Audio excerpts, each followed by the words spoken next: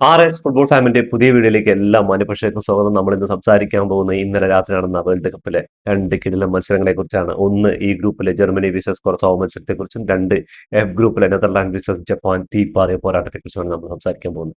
അപ്പൊ എല്ലാവരും ഇന്നലെ ഉറ്റുനോക്കിയ മത്സരം എന്ന് പറഞ്ഞാൽ രാത്രി 1:30 മണിക്ക് നടന്ന നെതർലാൻഡ് വിസസ് ജപ്പാൻ മത്സരമാണ്. പക്ഷെ ഞാൻ ഏറ്റവും കൂടുതൽ കാണാൻ ആഗ്രഹിച്ചത് ജർമ്മനി വിസസ് കൊറസാവോ മത്സരമായിരുന്നു. എന്താ കാരണം എന്ന് പറഞ്ഞാൽ ജർമ്മനി ആ കൊറസാവോ എന്ന് പറയുന്ന കുഞ്ഞൻ രാജ്യത്തിന്റെ മേലെ ആധിപത്യം പുലർത്തുന്നത് കാണാൻ വേണ്ടിയിട്ടല്ല, ഈ കൊറസാവോ എന്ന് പറയുന്ന രാജ്യത്തിന്റെ ആ പോരാട്ട വീര്യത്തിന്റെയും അവരുടെ ഈ വേൾഡ് കപ്പിലേക്കുള്ള വരവിന്റെയും അവര് അവരുടെ എന്താ പറയാ അവരുടെ ആ രാജ്യത്തിന്റെ ആ ഒരു ഇമോഷനൊക്കെ കാണാൻ വേണ്ടിയിട്ടാണ് ഞാൻ ആ വേൾഡ് കപ്പ് മത്സരം കാണാൻ വേണ്ടി വെയിറ്റ് ചെയ്ത്. അത് ഇന്നലെ അതിമനോഹരമായിട്ട് അവര് ആ ഒരു വേൾഡ് കപ്പിന് വേണ്ടിയിട്ട് തയ്യാറെടുത്ത് ഈ വേൾഡ് കപ്പ് തുടങ്ങുന്നതിന്റെ ഏതാനും മാസങ്ങൾ മുമ്പാണ് ഈ കൊറസാവോ എന്ന് പറയുന്ന ഈ ഒരു രാജ്യത്തെക്കുറിച്ച് ഫുട്ബോൾ ലോകം അറിയുന്നത്. എന്താ പറഞ്ഞാല് 2010 ഇവർക്ക് സ്വാതന്ത്ര്യം കിട്ടുന്നത്.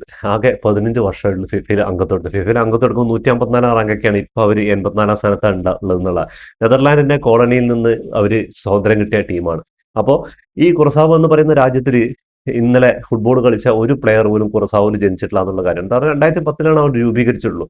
ആകെ ഇപ്പൊ 16 വർഷമായിട്ടുള്ളൂ. അപ്പൊ ഇതിൽ കളിക്കുന്ന കൂടുതൽ പ്ലേയേഴ്സും നെതർലാൻഡിന്റെ അണ്ടർ 20 അതേപോലെ തന്നെ നെതർലാൻഡിന്റെ വിവിധ തരം ക്ലബ്ബുകൾ, നെതർലാൻഡിന്റെ ഒരു ബി ടീം എന്ന് തന്നെ പറയാം. അവർ ഇന്നലെ ജർമ്മനിക്കെതിരെ കളിക്കുമ്പോൾ ആ ഒരു എന്താ പറയാ ഇത്രയും കുറഞ്ഞ വർഷം കൊണ്ട് അവിടുത്തെ ശ്രദ്ധിക്കേണ്ട കാര്യം എന്ന് പറഞ്ഞാൽ 1.5 ലക്ഷം ജനസംഖ്യ അവിടെ ഉള്ളൂ. അതിൽ പകുതി ആൾക്കാർ ഇന്നലെ സ്റ്റേഡിയത്തിൽ വന്നിട്ട് തോന്നുന്നുണ്ട്. അതേപോലെ ബാക്കിയുള്ളവർ എങ്ങനെയും അമേരിക്കയിൽ എത്തിപ്പെട്ടിട്ടുണ്ടാവും എന്നൊക്കെ വിചാരിക്കുന്നു. അപ്പോൾ ആ രാജ്യം തന്നെ പൂട്ടിയിട്ടിട്ട് ലോക്ക് ചെയ്തിട്ടാണ് അവർ വന്നിട്ടുണ്ടാവുന്ന ഒരു ചെറിയ കുഞ്ഞൻ ദ്വീപാണ്. അപ്പോ ഇവര് ഇത്രയും പോരാടിയിട്ട് അവർ ആ വേൾഡ് കപ്പിൽ എത്തിയിരിക്കുകയാണ്. ജമൈക്കയൊക്കെ അവസാന മത്സരത്തിൽ 1-1 സമനിലയിൽ ആ ഒരു സമനില, ആ ഒരു കളി ഞാൻ കണ്ടതാണ്. മൂന്ന് ബോളൊക്കെയാണ് ക്രോസ് ബാറിന് തട്ടിയിട്ട് ജമൈക്കയുടെ പോയത്. അതേപോലെ തന്നെ കിടിലൻ മത്സരമായിരുന്നു. അങ്ങനെ 1-1 സമനിലയിലാണ്. ഗ്രൂപ്പിൽ തോൽവി അറിയാതെയാണ് അവർ ഈ വേൾഡ് കപ്പിന് വന്നിരിക്കുന്നത്. അപ്പൊ ഇന്നലെ ജർമ്മനി എന്ന് പറഞ്ഞാൽ വമ്പൻ പടയാണ്. അവർ ഇന്നലെ 7-1 വിജയമാണ് കുറസാവയ്ക്കെതിരെ നേടിയത്. അപ്പൊ ഇതില് ജർമ്മനി തിരിച്ചു വന്നൊന്നും പറയാൻ പറ്റില്ല. എന്താ പറഞ്ഞാല് അത്രമാത്രം ഡിഫെൻഡീവ് ആയിട്ടൊന്നുമല്ല കുറസാവോ കളിച്ചത്. കുറസാവോ ആദ്യം ജർമ്മനി ഒരു ഗോൾ സ്കോർ ചെയ്യുന്നു, തിരിച്ച് ഏതാനും നിമിഷങ്ങൾക്കകം കുറസാവോന്റെ ഒരു കിടിലൻ കൗണ്ടറിലോട്ട് ഒരു ഗോൾ വരികയാണ്. അപ്പൊ ഈ ഗോൾ വന്നതോട് കൂടിയിട്ട് ജർമ്മനിയും അതേപോലെ തന്നെ ഫുട്ബോൾ ആരാധകരൊക്കെ വേറൊരു അട്ടിമറി. എന്താ പറയുക, ഈ കഴിഞ്ഞ 2 വേൾഡ് കപ്പിനും ജർമ്മനി ഗ്രൂപ്പ് സ്റ്റേജിൽ പുറത്താവണം. 2014 വേൾഡ് കപ്പ് നേടിയ ശേഷം 2018 2022 ഗ്രൂപ്പ് സ്റ്റേജിൽ പുറത്താവണം.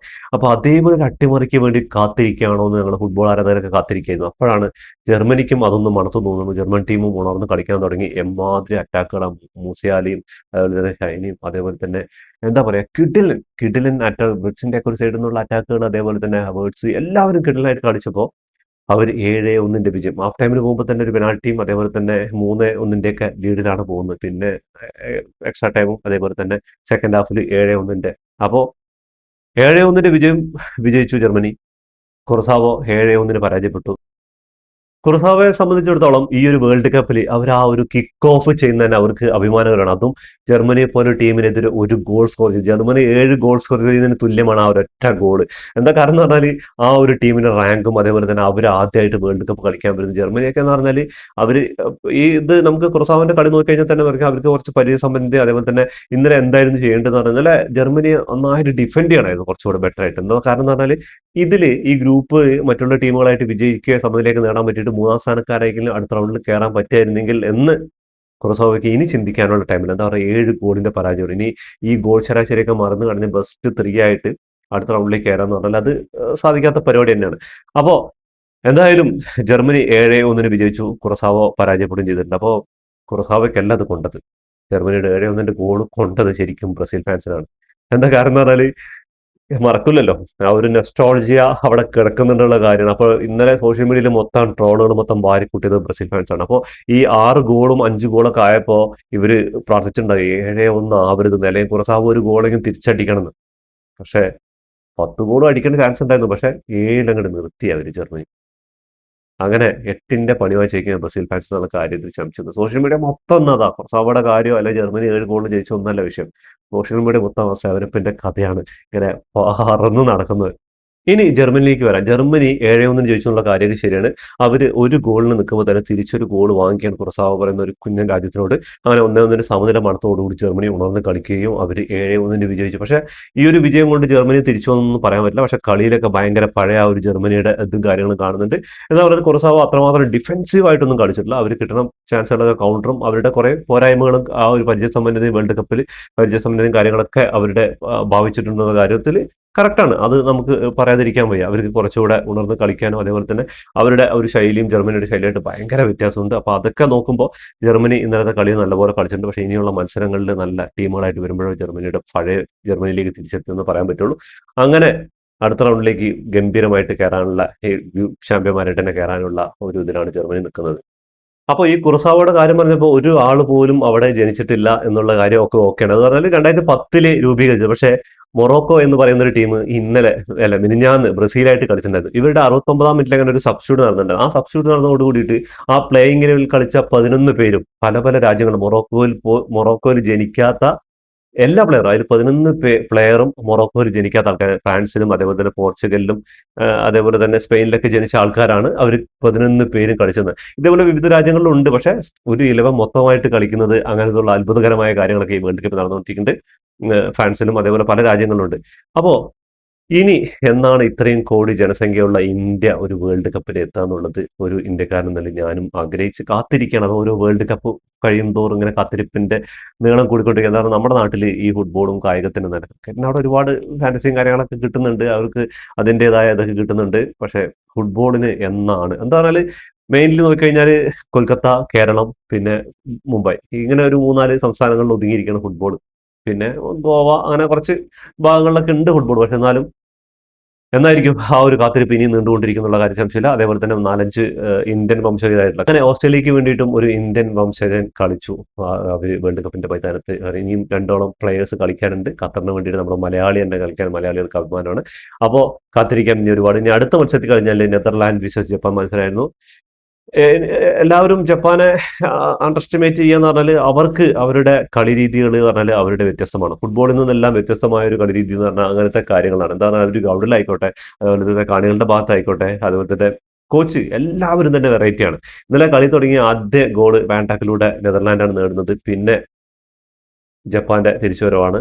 1-1 സമനിലയാവുന്നു. പിന്നെ സെക്കൻഡ് ഹാഫിൽ രണ്ടാമത്തെ ഗോൾ നേടും. അപ്പൊ നെതർലാൻഡ് കുറച്ച് സേഫായി. ഇനി 2-0 2-1 വിജയിക്കാന്നുള്ള കൺസെപ്റ്റിൽ കുറച്ച് കളിയൊക്കെ ഒന്ന് ഡൗൺ ആക്കി കളിക്കാൻ തുടങ്ങി.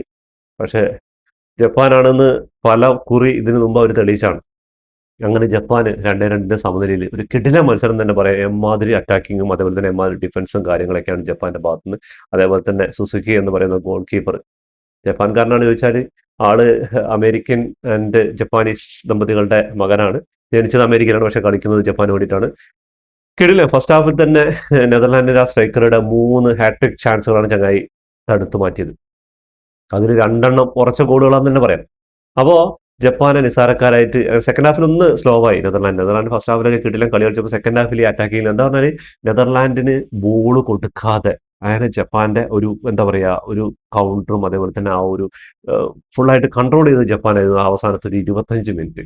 അതിൽ തന്നെ കിടിലൻ ഒരു ഗോളും. പിന്നെ എന്തായാലും അവർക്ക് 2-2 സമനില മതി. അടുത്ത മത്സരങ്ങളിൽ അവർക്ക് വിജയിച്ചിട്ട് ഗ്രൂപ്പ് ചാമ്പ്യന്മാരോ അല്ലെങ്കിൽ 2ാം സ്ഥാനക്കാരായിട്ട് അടുത്ത റൗണ്ടിലേക്ക് കയറാന്നുള്ളത് തന്നെയാണ്. അപ്പോൾ നെതർലാൻഡ് പണി വാങ്ങിച്ചാണ്. അതിൽ എടുത്തു പറയേണ്ടത് നമ്മുടെ ഇവരുടെ കോച്ചാണ്. അപ്പൊ ഞാൻ റെഹാനോട് കളി കാണുന്ന സമയത്ത് ഈ ചങ്ങായി ഇങ്ങനെ ഇരുന്ന് എഴുതി കൂട്ടുണ്ട്. അപ്പൊ റെഹാൻ ചോദിക്കേണ്ട ഈ ചങ്ങായിക്ക് എക്സാം ഉണ്ട് ചോദിച്ചു. ഞാൻ പറഞ്ഞു അതിനൊക്കെ എന്തെങ്കിലും അവർക്ക് അവരുടേതായ റീസൺസ് ഉണ്ടാവും. കളിയുടെ ഓരോ പ്ലേയേഴ്സിന്റെ കളികളെ കുറിച്ച് അവർക്ക് പുതിയ അങ്ങനെ പുതിയതായിട്ടുള്ള കാര്യങ്ങളൊക്കെ എടുക്കാനുള്ള ഇമ്പോർട്ടന്റ് ആയിട്ട് ഡിസിഷൻ എടുക്കാനുള്ള ടൈമിൽ അതിനെക്കുറിച്ചൊക്കെ നോട്ട് ചെയ്യാമെന്ന് പറഞ്ഞു. പിന്നെ 1-3 എന്നുള്ള വലിയ ഫ്ലഗ് കാർഡ് ഉണ്ടല്ലോ, ആ കാർഡൊക്കെ കാണിച്ചിട്ട് പ്ലേയേഴ്സിനെ കളിക്കാർക്ക് ഗ്രൗണ്ടിലേക്ക് കാണിച്ചു കൊടുക്കുന്നുണ്ടായിരുന്നു.